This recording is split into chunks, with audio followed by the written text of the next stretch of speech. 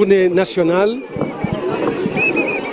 à la demande des militants du grand parti pour visiter le Sénégal, échanger avec le peuple sénégalais et dialoguer avec les Sénégalais sur leurs préoccupations, mais également entamer avec les Sénégalais des perspectives économiques et sociales à la dimension de notre ambition que nous avons pour notre pays. C'est aussi l'occasion pour moi aujourd'hui de visiter le département de Mbour, particulièrement la commune de Sandiara, et comme vous le savez, pour le développement économique de notre pays. C'est un département riche en potentialité et c'est la raison pour laquelle, dans le cadre du programme alternatif Suxali Sénégal Pass, nous avons inscrit le département de Mbour comme hub du développement industriel et touristique, mais également comme zone spéciale de promotion de la pêche. C'est la raison pour laquelle nous attachons du prix à ce que ce département qui est si important puisse contribuer de manière efficace, de manière attractive et performante au développement et au rayonnement de notre pays. C'est pourquoi je suis heureux d'échanger aujourd'hui avec les populations du département de Mbour et de la commune de Sandiara. Commune de Sandiara que je remercie au passage pour l'accueil si chaleureux, si enthousiaste, avec une mobilisation exceptionnelle des responsables du grand parti, mais également avec les populations de Sandiara qui n'ont ménagé aucun effort pour m'offrir cet accueil si exceptionnel. Je voudrais donc dire ici et maintenant que le grand parti s'est engagé dans la voie résolue pour créer les conditions d'une croissance inclusive pour notre pays. Et je ne cesse de le répéter, la croissance économique, pour être inclusive, doit concerner le plus grand nombre. La croissance économique, pour être inclusive, doit concerner la majorité des Sénégalais. La croissance économique, pour être inclusive, doit amener le bien-être social, doit amener le progrès humain. La croissance économique, pour être inclusive, devrait être le socle et la base du développement de chaque Sénégalais et de chaque Sénégalaise. Et c'est la raison pour laquelle nous ne voulons pas de cette croissance appauvrissante.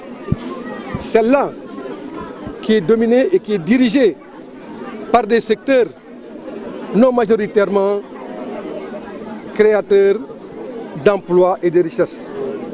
Et c'est la raison pour laquelle nous avons inscrit le développement agricole, le développement industriel, qui concentre l'essentiel de nos populations dans les perspectives de cette croissance inclusive au grand service et au grand bonheur du peuple sénégalais. Aucun développement durable ne peut s'opérer sans développement industriel.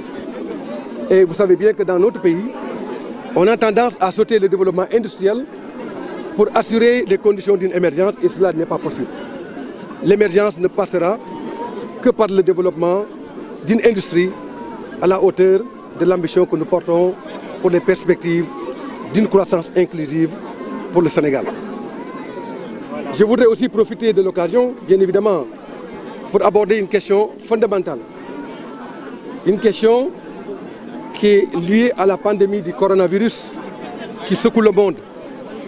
Et vous savez, le gouvernement sénégalais a déclaré son incapacité à rapatrier nos compatriotes.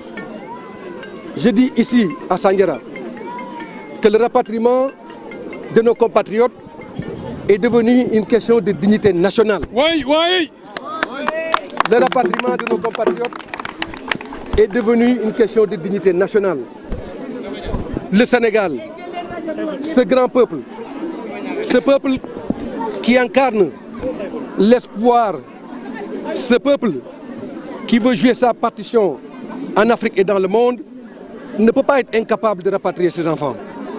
C'est la raison pour laquelle, si dans les 72 heures, le gouvernement sénégalais ne prend pas les dispositions pour rapatrier nos compatriotes, le peuple sénégalais va s'organiser pour rapatrier nos concitoyens afin qu'ils soient en sécurité dans cette terre sénégalaise de la Teranga, dans cette terre sénégalaise si accueillante et si bienfaisante pour les étrangers, pour laquelle nous allons organiser les Sénégalais autour de la question, qui est une question quand même extrêmement sensible, parce que vous savez que toutes les nations du monde s'organisent pour rapatrier leurs compatriotes.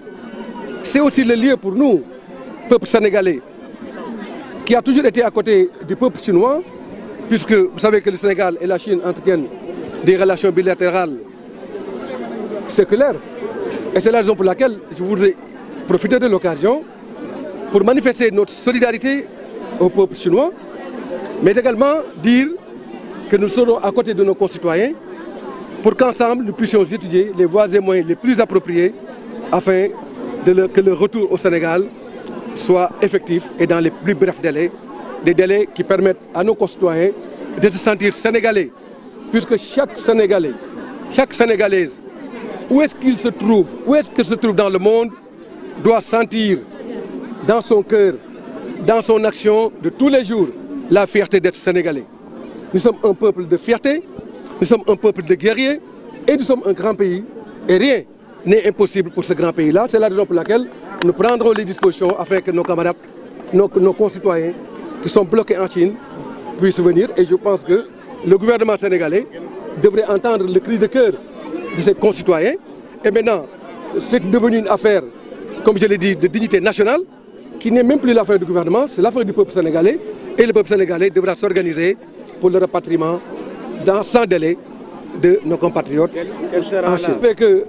En tant que patriotes sénégalais, nous n'avons jamais ménagé nos efforts pour être à côté du peuple sénégalais, puisque je l'ai dit partout, le grand parti, c'est le parti du peuple sénégalais, c'est le parti de la jeunesse, c'est le parti des femmes, c'est le parti des travailleurs, c'est le parti du développement rural, donc c'est le parti pour qui vibre le peuple sénégalais, et c'est la raison pour laquelle nous n'avons jamais ménagé nos efforts, nos moyens, nos convictions, afin que partout le Sénégal puisse triompher et une victoire à la hauteur de cette ambition exceptionnelle que nous avons pour le rayonnement de notre pays en Afrique et dans le monde. Vous savez parfaitement, ici à Sandiara, j'ai profité de ma visite aux populations pour faire une déclaration de Sandiara. Déclaration qui vous a été remise certainement. Et dans cette déclaration, je lance un cri de cœur sur la question de la violence et de l'insécurité. Vous savez parfaitement que la violence et l'insécurité menacent sérieusement et peut-être durablement les perspectives de développement économique et social de notre pays. Et qu'un développement n'est viable si on n'assure pas à notre pays les bases d'une sécurité à la hauteur de cette perspective-là. C'est la raison pour laquelle la déclaration de Sandiara que j'ai signée ce matin, qui est un appel à l'ensemble des forces vives de la nation, pour qu'ensemble, au-delà des considérations politiques, pour ne pas dire politiciennes, nous puissions prendre à bras le corps la problématique de la sécurité de nos concitoyens.